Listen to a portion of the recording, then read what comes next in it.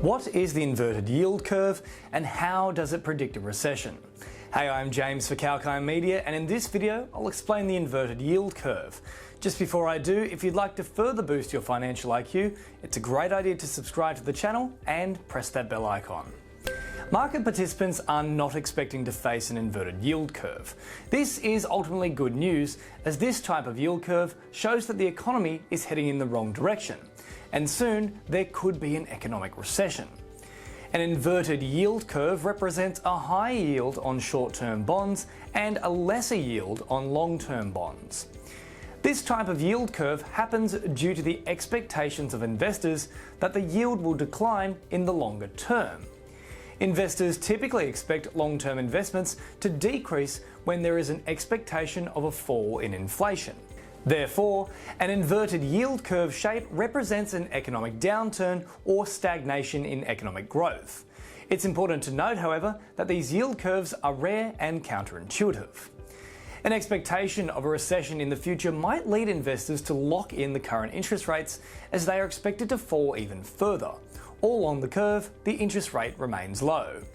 In the current climate, economists are predicting an economic recession in the US for various reasons. Moreover, policymakers and economists are predicting an economic slowdown across the globe. Hence, in the inverted yield curve, the market players deploy their investable capital in the bonds for longer. For example, consider two debt instruments having the same credit quality. One has a maturity of 5 years, while the other has a maturity of 10. The inverted yield would be a situation when the 5-year bond offers higher yields than the 10-year bonds.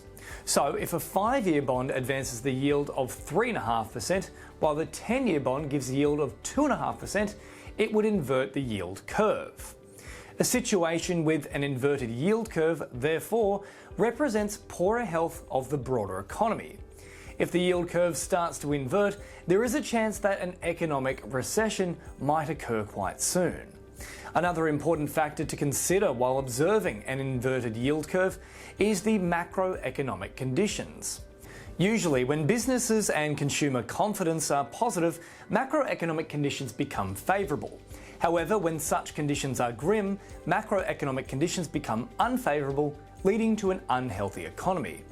So that's the inverted yield curve theory in a nutshell, and hopefully that gives you a bit of information about the possible scenario that we could face.